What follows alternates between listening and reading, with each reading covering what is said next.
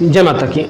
बच्चों, Agniveer series part 2 आ चुका है। ये आपके सामने है।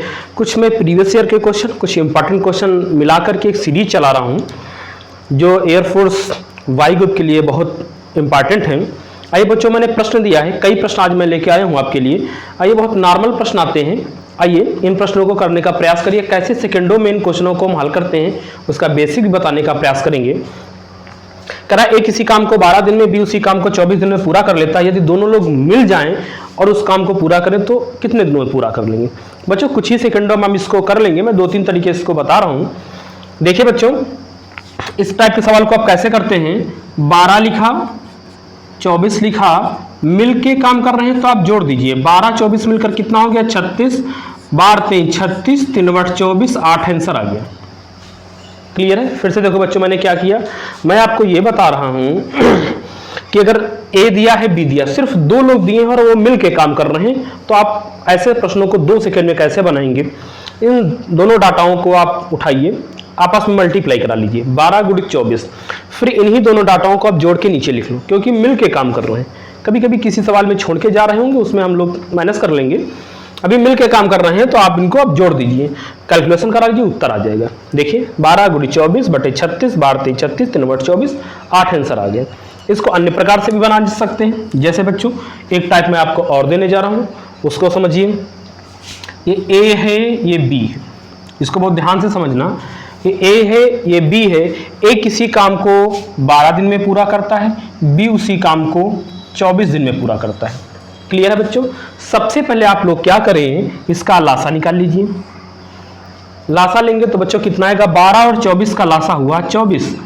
इसका मतलब ये टोटल वर्क आ गया। अब इस टोटल वर्क को कोई नाम आप दे दीजिए। जैसे आपको टोटल 24 रोटी बनानी है, तो आइए रोटी बनवाते हैं। सबसे ए किसी काम को 12 दिन में कर लेता है, बी 24 दिन में कर लेता है। आपको 24 रोटी बनानी है, तो ए अगर काम करेगा तो 12 दूना भाग कराइए, 12 दूना 24। इसका मतलब वह एक दिन में उसकी क्षमता ए की कितनी आ गई? 2 रोटी बनाने की। ठीक है, एक दिन में अगर ए बनाएगा तो एक दिन में 2 रोटी बना लेगा, और 24 रोटी उसे बनानी होंगी तो कितने दिन लगेंगे? 12। यही सवाल में कह रहा था। अभी आप बने रहिए। 24 का इसमें भाग कराइए, 24 एक कम 24। ये इसकी क्षमता आ गई बी की, कि बी की क्षमता है वो एक दिन में 1 रोटी बना पाता है। अब ये दोनों लोग मिल गए हैं, ए भी मिल गया है और बी भी मिल गया है। तो जब ये दोनों लोग मिल जाएंगे तो इसकी क्षमता 2 रोटी बनाने की है एक दिन में, इसकी क्षमता 1 रोटी बनाने की है। तो जब ये दोनों लोग मिल जाएंगे तो ये 3 रोटी बनाने लगेंगे एक दिन में। लेकिन मुझे रोटी बनानी कितनी है? 24 रोटी बनानी है, और दोनों मिल गए तो एक दिन में 3 रोटी बना लेंगे। तो 3 से आप भाग करा लीजिए, 3 × 24। इसका मतलब 8 दिन में हमारी पूरी रोटी बन जाएंगी, 24 बन जाएंगी। यही आपका आंसर आ चुका है। क्लियर है बच्चों? इसकी जगह पर कोई अन्य डाटा होगा तब हम लोग कैसे बनाएंगे? कोई दिक्कत नहीं, मैंने आपको समझाया है। जैसे मैंने यहाँ पे कुछ और लिख लिया, जैसे मैंने यहाँ पे लिख लिया 10, यहाँ पे लिख लिया 12, या मैंने 15 लिख लिया। ए किसी काम को 10 दिन में करता है, बी उसी काम को 15 दिन में करता है, तो उसको कैसे करेंगे? देखिए बच्चों, पूरा सवाल आप रफ कर देना। इसके आंसर ये नहीं है, ठीक है? इसके आंसर पहले वाले थे, उसके ऑप्शन लिखे हैं, ये नहीं है। मैं इसको समझा रहा हूँ सिर्फ, ठीक है? मैं इसको रफ कर दूँ, नहीं आप लोग तो गड़बड़ कर देंगे। इसको रफ करिए दे रहा हूँ, ठीक है? तो आप कैसे बनाएंगे 2 सेकंड में? पहले तो ये टाइप लगाएंगे, 10 × 15 बटे दोनों का योग 25, 5-3 15, 5 25, 5 दूना 10, 3 दूना 6, 6 दिन में काम समाप्त हो गया। आप इससे भी आप इसको लगा सकते हैं। ए किसी काम को 10 दिन में करता है, बी उसी काम को 15 दिन में करता है। दोनों मिल गए तो लासा आ गया 30, 10 × 30, 15 दूना 30। इसका मतलब ए की क्षमता है एक दिन में 3 रोटी बनाने की, बी की क्षमता है एक दिन में 2 रोटी बनाने की। अगर ये दोनों मिल जाएं तो 5 रोटी बना लेंगे। लेकिन मुझे रोटी बनानी कितनी है? 30। तो कितने दिन लगेंगे? 5 से भाग करा दीजिए, 5 × 6 = 30। इस तरह भी आप इसको निकाल सकते हैं।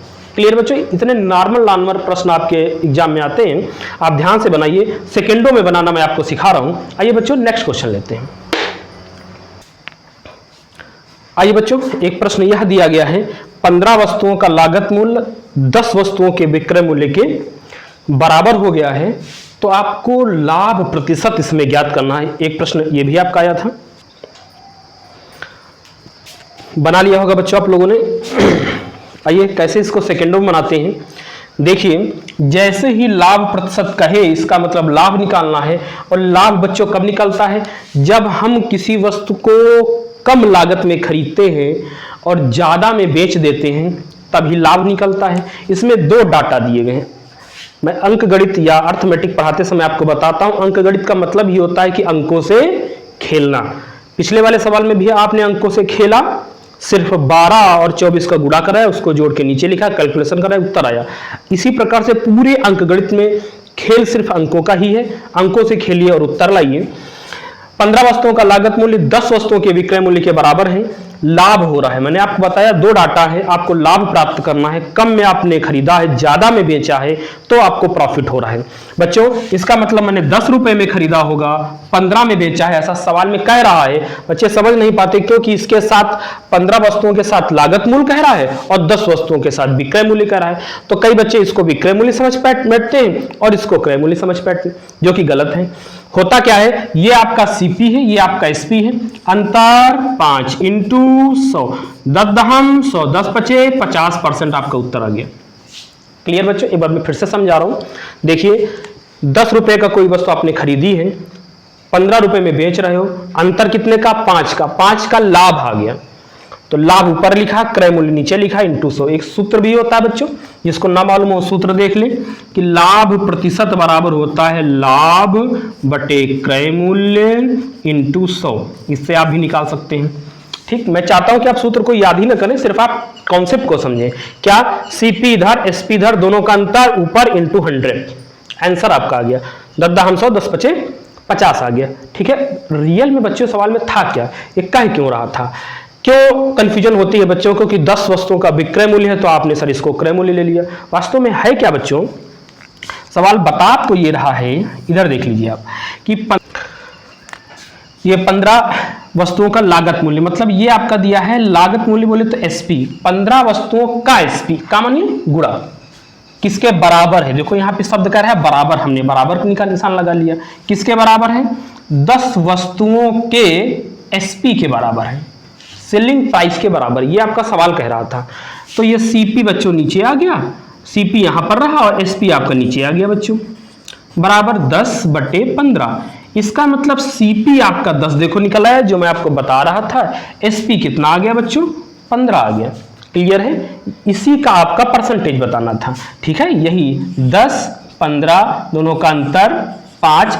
आप अंतर क्यों लिया? क्योंकि 10 रुपए में कोई वस्तु खरीदी जा रही, 15 रुपए में बेची जा रही, तो प्रॉफिट हो रहा है कितने का? 5 रुपए का। लेकिन मुझे प्रॉफिट नहीं बताना, मुझे प्रॉफिट का परसेंटेज बताना है। तो प्रॉफिट का परसेंटेज कैसे निकलता है? लाभ बटे क्रय मूल्य इंटू 100। ये सूत्र भी दिया गया है, जिन बच्चों को नहीं मालूम हो वो लिख भी सकते हैं। लाभ प्रतिशत बराबर लाभ बटे क्रय मूल्य इंटू 100। तो लाभ है 5 रुपए का, क्रय मूल्य है 10 रुपए, इंटू 100, 10 10 पचे 50% आपका आंसर आ गया। क्लियर है बच्चों? समझ में आ गया होगा। आइए नेक्स्ट क्वेश्चन लेते हैं। आइए बच्चों, एक प्रश्न यह आपका दिया गया है, बनाने का प्रयास करिए। कुछ ही सेकंडों में आप इसको बना सकते हैं, आराम से बनाइए। लासा मसा का प्रश्न फिर आज इस सेट में दिया है। मैं देख रहा हूं कल से आप दूसरा सेट है, आप इसमें लासा मासा एक आपका जरूर आ रहा है। आप बनाइए। सेकंडों में इसको कैसे बनाते हैं मैं तो आपको दोनों तरीके से बताऊंगा, बेसिक से बताऊंगा, सेकंडों से बताऊंगा। आप आराम से इसको बनाइए। पहले एक बार आपने बना लिया होगा, वह न्यूनतम संख्या क्या है जिसमें 4 6 8 12 16 से भाग देने पर प्रत्येक स्थिति में 2 शेष बचता है। देखिए बच्चों, मैं आपको बताने जा रहा हूं कैसे आएगा।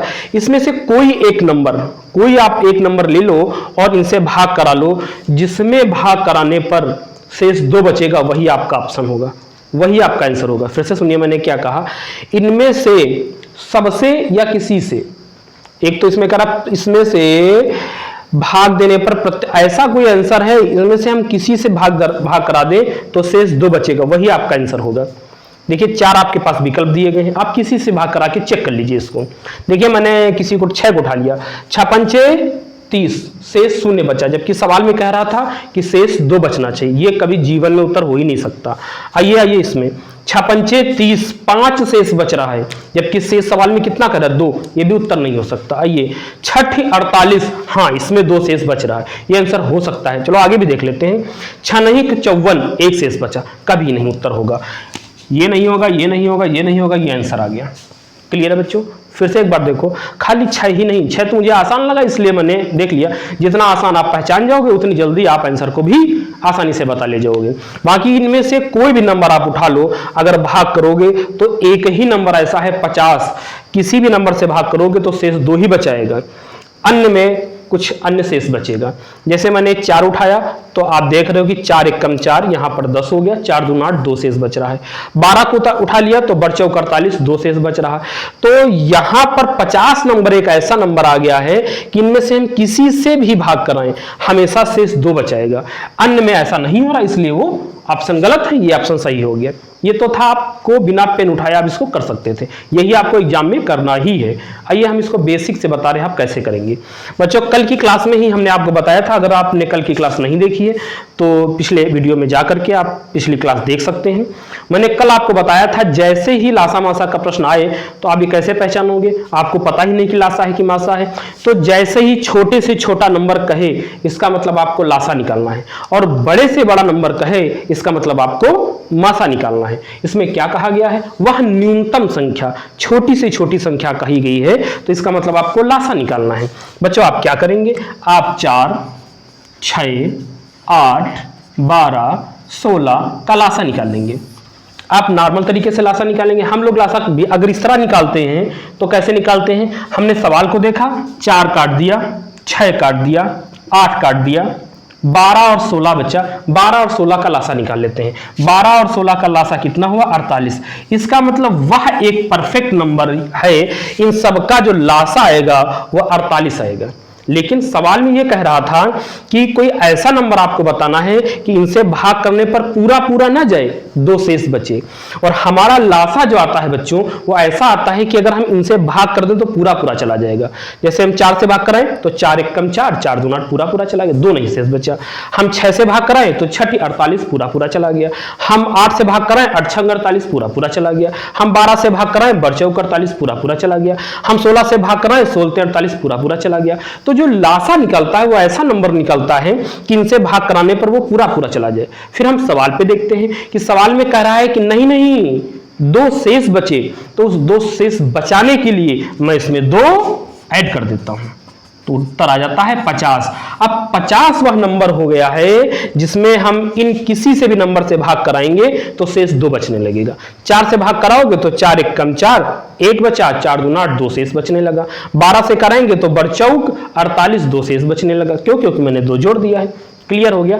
अब देखिए बच्चों मैंने इस तरह लासा निकाल दिया, मैंने इसको काट दिया। मैंने क्यों काट दिया ये मैं जब कभी टॉपिक आपको पढ़ाऊंगा तब मैं अच्छे से आपको समझाऊंगा कि मैं सेकंडों में बड़े बड़े यहां से यहां तक अगर क्वेश्चन दिए गए हैं तो बहुत चीजें फालतू की होती हैं। एग्जामिनर सिर्फ बच्चे को टाइम टेकन सवाल बन जाए इसलिए वो दे देता है। हम अच्छी तरीके से जान चुके हैं कि एग्जामिनर चाहता क्या है, इसलिए मैं इन फालतू क्वेश्चनों को हटा ही देता हूं। मैं जानता हूं 4 मेरे किसी काम का नहीं, 6 किसी काम का नहीं, 8 किसी काम का नहीं, 12 और 16 है। क्यों है ओरल बता दे रहा हूं, पूरी क्लास किसी नेक्स्ट दिन लेंगे। 4 मैंने क्यों हटाया, क्योंकि मैं जानता हूं कि 16 में समाहित है, इसलिए 4 की कोई वैल्यू नहीं। 6 क्यों हमने हटा दिया, क्योंकि 12 में समाहित है, इसलिए 6 की कोई वैल्यू नहीं। 8 क्यों हटा दिया, क्योंकि 8 पूरा पूरा समाहित है किसमें, 16 में, इसलिए 8 की कोई वैल्यू नहीं। समझ गए बच्चों? इसलिए हमने इनको हटा दिया, सिर्फ 12 और 16 को लिया क्योंकि ये एक दूसरे में समाहित नहीं है। इन्हीं का लासा निकालिए, पूरे का लासा हो गया। लेकिन बच्चों अगर आप नहीं जानते हैं तो आप पूरे का लासा निकालिए। आइए मैं पूरे का लासा निकाल के आपको दिखा रहा हूं कैसे निकालते हैं। पहले आप 2 का ले जाइए, 2 दूना 4, 2 3 6, 2 चक्कू 8, 2 छंग 12, 2 8 16। फिर आप 2 का ले जाइए, 2 एक कम 2 3, 2 दूना 4, 2 3 6, 2 चक्कू 8। फिर आप 2 का ले जाइए, 1 3 जाएगा नहीं तो ऐसे उतार लेंगे, इसमें जाएगा, इसमें जाएगा नहीं तो फिर ऐसे उतार लिया। फिर बच्चों एक बार ले गए, ये जाएगा नहीं, ये जाएगा नहीं, ये जाएगा नहीं, ये आ गया। फिर 3 का जा रहा है, आप 3 का ले जाइए। देखिए सब आपका क्या आ गया, अब ये आ गया आसानी से। अब इसको आप बुरा करा लीजिए आसानी से। कितना आ गया, 2 दूना 4, 4 दूना 8, 8 दूना 16, 16 48। ये आपका एलसीएम हो गया। क्लियर है बच्चों? आगे देखते हैं नेक्स्ट क्वेश्चन।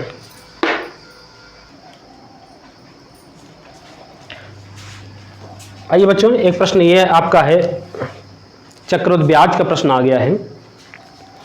एक धनराशि चक्रवृद्धि ब्याज से 15 वर्षों में अपनी दोगुनी हो जाती है। यह धनराशि कितने वर्षों में 8 गुनी हो जाएगी? 8 गुनी हो जाए, 16 गुनी हो जाए, 32 गुनी हो जाए, कोई भी इस प्रकार का प्रश्न है उसको हम लोग सेकेंडों में कैसे सॉल्व करते हैं। आइए बच्चों, मैं आपको सिखाने जा रहा हूँ। यहाँ पे देखिए, जैसे यहाँ पर टाइम दिया गया हो और गुना दिया गया हो, गुने को आप 2 के पावर में चेंज कर लीजिए। 2 के पावर में 8 को कैसे लिख सकते हैं? 2 की पावर 3, 3 को 15 से गुणा करा दो, आंसर आ जाएगा 15 ते 45, आंसर आ गया। 45 साल के बाद वह 8 गुनी हो जाएगी। क्लियर बच्चों? नहीं समझ में आया? मैं फिर से बताने का प्रयास कर रहा हूं, फिर से आप देखिए। जैसे ही कहे 15 वर्षों में दुगुनी हो जाती है, कितने वर्षों में 8 गुनी हो जाएगी, तो 8 गुने को 2 की पावर के रूप में बना लो। 2 दूना 4 दूना 8, 2 की पावर 3, जो पावर आ जाए उस पावर को आप वर्षों से मल्टीप्लाई करा दीजिए, आपके वर्ष निकल आएंगे। 15 ते 45। एक तो नियम यह है, आइए मैं यहाँ लिख के आपको बता दे रहा हूँ। जैसे मैंने लिखा 15 वर्षों में 2 गुना, तो आपको बताना है कितने वर्षों में, यहाँ आपको बताना है कितने वर्षों में वह 8 गुनी हो जाएगी, मतलब 2 की पावर 3 8 गुनी हो जाएगी। तो इस पावर को आप इससे मल्टीप्लाई करा दूँ, 15 ते 45 वर्ष में क्या हो जाएगा, वह 8 गुना हो जाएगा। एक तो टाइप ये रहा। एक मैं आपको बेसिक तरीका इसका सिखाने जा रहा हूँ, इसको आप कैसे बनाते हैं।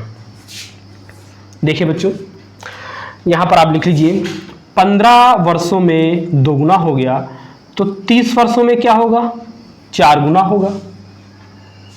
फिर इसमें 15 जोड़ दिए, 45 वर्षों में क्या होगा, गुना का मतलब होता है गुणा। जो भी डाटा है उसमें आप गुणा कराते रहिए, किसका, 2 का। जितने गुना करा, 2 गुना कह रहा तो 2 को गुणा कराते रहिए। कितना आ गया, 8 आ गया। फिर इसमें आप 15 जोड़ दीजिए, तो 15 45 में 15 आप जोड़ेंगे, कितना आएगा, 50, और ये 60, ये कितना हो जाएगा, 8 दूना 16। हालांकि आंसर आपका आ चुका है, आंसर आपका आ चुका है। कह रहा कितने वर्षों में 8 गुना हो जाएगा। ये वर्ष होते हैं और यह गुना होते हैं।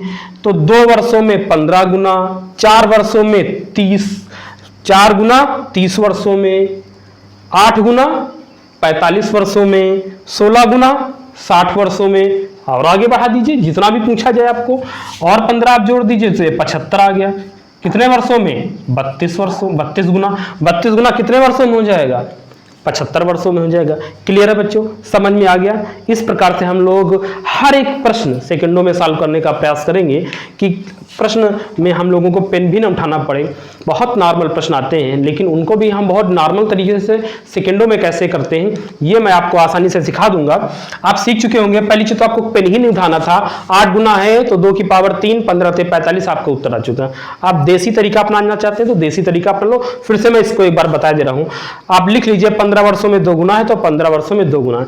इस वाले कॉलम में आपको हर बार जोड़ना है, कितना, जितना सवाल में कह रहा है। 15 कह रहा है तो 15 जोड़ते चले जाना है। इस कॉलम में हमेशा गुणा कराना है। क्यों? क्योंकि गुना कह रहा है। गुना कितने का, जितना सवाल में कह रहा हूं। 2 गुना कह रहा है, 2 से गुना कराते चले जाओ। 2 दूना 4, 4 दूना 8, 8 दूना 16, 16 दूना 32, 32 दूना 64, 64 दूना 128। जितना भी कहता चला जाए आप करते चले जाइए, नीचे स्तंभ बनाते चले जाइए, यहाँ पर 15 जोड़ते चले जाइए, आपका आंसर आ चुका होगा।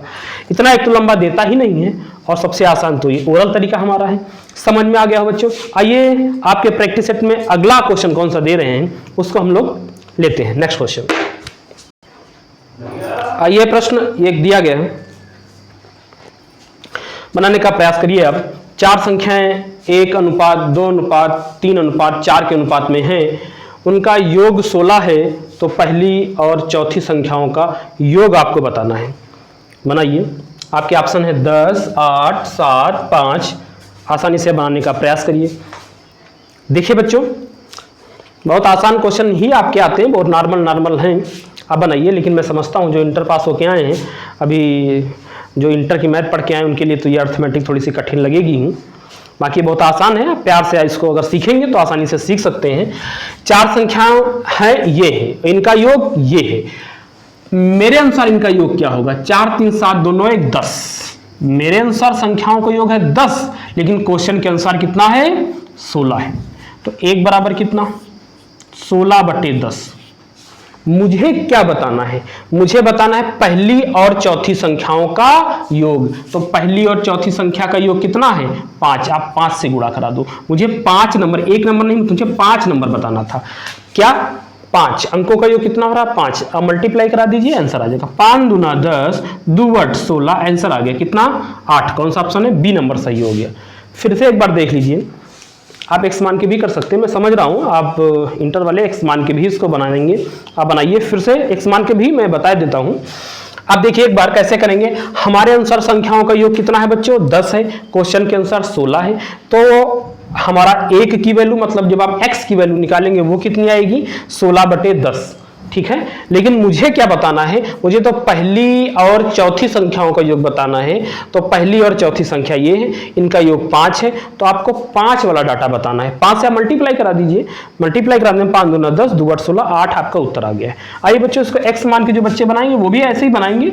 पहली मानेंगे पहली संख्या x है, दूसरी संख्या 2x है, तीसरी संख्या 3x है, चौथी संख्या 4x है। सभी संख्याओं का योग 10x है। 10x बराबर 16 है। तो x बराबर कितना है? 16/10 है। तो जब x का मान उनका आ जाएगा तो उनको बताना है पहली और आखिरी संख्या का मान योग करना है। तो 5x है, तो 5x है, और हमारा x का मान कितना आएगा? 16/10 आएगा। तो x जगह पे बच्चे वो 16/10 रख देंगे। तो 5 दूना 10, 2 8 16, ये आपका आ जाएगा। तो यहाँ पर x का मान आसानी से रख देंगे, उनका मान आ जाएगा। ठीक है बच्चों, तो बेसिक ही है ये, बहुत ज़्यादा ये नहीं है कि मैं बहुत बाहर से आपको बता दिया हूँ, आराम से इसको आप बना सकते हैं। क्लियर बच्चों, समझ में आ गया होगा। एक बार फिर से मैं आपको बता दे रहा हूँ, संख्याओं का योग मेरे अनुसार 10, क्वेश्चन के अनुसार 16। आप बटे में ले जाइए, 1 का मान निकाल लीजिए। 1 का मान मतलब x का मान ही आ जाएगा। आपको बताना है पहली और आखिरी संख्या का योग, मतलब पहली और चौथी संख्या का योग। आप योग 5 है, 5 से गुणा करा दीजिए, आपका आंसर आ गया। क्लियर बच्चों, अगला क्वेश्चन लेते हैं। लगाइए बच्चों, समय और दूरी का प्रश्न आ गया है। अग्निवीर, इस प्रश्न को कौन सा अग्निवीर लगाएगा भाई? लगाए। देखिए कुछ बच्चे कह रहे थे कि अग्निवीर के बारे में सर बता दो। ऐसा मैटर है कि इसमें बोलना उचित नहीं है। आप खुद विवेकशील हैं, सब कुछ अच्छा है, वो कुछ भी अच्छा नहीं। कुछ सरकार के खिलाफ क्या बोले, सरकार के पक्ष में क्या बोले, आप सब समझदार हैं। आप प्रश्न पर ध्यान दीजिए। आप तैयारी कर रहे हैं तो आप तैयारी करिए, अपने प्रश्न पर उत्तर दीजिए, उसके बारे में कुछ बोलना उचित नहीं है। एक कार 1 सेकंड में 10 मीटर की दूरी तय करता है। कार की गति किलोमीटर प्रति घंटा। बहुत नॉर्मल प्रश्न आते हैं बच्चों, ऐसे प्रश्नों को भी अगर आप छोड़ के आते हैं तो बहुत दुख भरी बात होगी। एक भी प्रश्न आपका छूटना नहीं चाहिए। आइए, हम जानते हैं चाल बराबर क्या होता है बच्चों? चाल बराबर होता है, सर्वविदित है कि चाल बराबर क्या होता है? दूरी बटे समय होता है। तो दूरी कितनी है? दूरी आपकी दी है 10 मीटर और समय दिया है आपका 1 सेकेंड। लेकिन इसको, ये दूरी हमारी काहे में दी थी बच्चों? मीटर में दी थी, और ये दिया था सेकेंड में। तो जो रिजल्ट आएगा, जो चाल आएगी, वो 10 मीटर बटे सेकेंड आ जाएगी। लेकिन हमें क्या बताना है? हमें किलोमीटर बताना है। ठीक है, तो किलोमीटर, कभी भी चाल अगर मीटर बटे सेकेंड में हो तो उसको किलोमीटर बटे घंटा में चेंज करने के लिए हम लोग क्या करते हैं बच्चों? 18/5 से मल्टीप्लाई करा देते हैं। 18/5 से ही क्यों कराते हैं, अभी आगे चल के हमें आपको बता देंगे। तो कितना आ जाएगा? 5 दूना 10, 18 दूना 36। तो 36 किलोमीटर प्रति घंटा जो ऑप्शन होगा वो आपका सही हो जाएगा। थर्ड नंबर ऑप्शन आपका सही हो गया। 36 किलोमीटर प्रति घंटा कार की चाल है। क्लियर है बच्चों? देखिए बच्चों कैसे हुआ, ये 10 मीटर था और ये 1 सेकेंड था। तो कैसे हम लोग चेंज करते हैं? हमें जानते हैं एक टाइप, आपको ये मालूम होना चाहिए, kilo hecto deca deci centi milli. तो 4 बार बोलिए, याद हो जाएगा। Kilo hecto deca deci centi milli. कहो डीएमडी से मिले, इसको शॉर्टकट में ऐसे भी याद रख सकते हैं। क्या कहो डीएमडी से मिले या किलो हेक्टोडेका। तो आप जानते हैं कि 1 मीटर में कितने किलोमीटर होते हैं? तो 1 मीटर में कितने किलोमीटर होते हैं? अगर मीटर को हम किलोमीटर में चेंज करना चाहें तो मुझे भाग कराना पड़ता है बच्चों, कितने से? 1000 से। 1 मीटर को अगर हम किलोमीटर में चेंज करना चाहें तो हम क्या करेंगे बच्चों? नीचे से जब ऊपर जाते हैं आप तब भाग कराते हैं, ऊपर से नीचे आते हैं तब आपको मल्टीप्लाई करानी है। यहाँ सेकंड है तो सेकंड में आप अगर इसको घंटे में कन्वर्ट करना चाहो तो क्या करोगे? भाग कराओगे। सबसे पहले आपको 60 से गुणा करना पड़ेगा, 60 से भाग कराना पड़ेगा, तब जाके वो मिनट में कन्वर्ट होगा। फिर उस मिनट को फिर 60 से आप मल्टीप्लाई करा देंगे तो काहे में बच्चों कन्वर्ट हो जाएगा, वो घंटे में कन्वर्ट हो जाएगा। अब इसी प्रश्न का उत्तर आप जान लीजिए, यही कैलकुलेशन है जो शॉर्टकट में हम लोग 5/18 या 18/5 कहते हैं। अगर कभी भी कोई डाटा किलोमीटर बटे घंटा में होता है तो हम उसको चेंज करने के लिए 5/18 से गुणा करा देते हैं।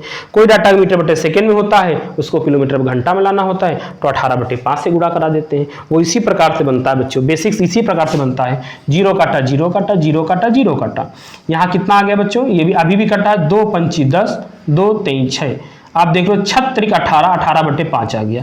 ये 10/1 में लिखा रहने देता हूँ, यहाँ आ गया 18/5। यही मैं 18/5 से यहाँ गुणा करा रहा था। क्लियर है बच्चों, आप करा देंगे आसानी से आपका उत्तर आ जाएगा। 5 दूना 10, 18 दूना 36, 36 किलोमीटर प्रति घंटा आपका उत्तर आ गया। समझ में आ गया बच्चों, बहुत नॉर्मल चीज़ें हैं, आसानी से मैं आपको सिखा दूंगा सब, निश्चिंत रहिए आप। धीरे धीरे हम लोग इसको और आगे ले जाएंगे। लगभग जब तक आपका एग्जाम होगा, जितने भी मार्केट में प्रैक्टिस सेट चल रहे हैं उसमें सब कुछ मैं आपको करवा दूंगा, निश्चित रहिए। आज के लिए हम लोग इतना रखते हैं बच्चों, आराम से इसको पहली सीरीज है उसको भी आप आराम से बनाइए। पार्ट नंबर 2 है ये, इसको भी आप आराम से बनाइए। इसके नेक्स्ट हम लोग लगातार वीडियो लाते रहेंगे, आप लोग घर में इसकी प्रैक्टिस करिए। आज के लिए हम लोग इतना रखते हैं, नेक्स्ट कल करते हैं। जय माता की।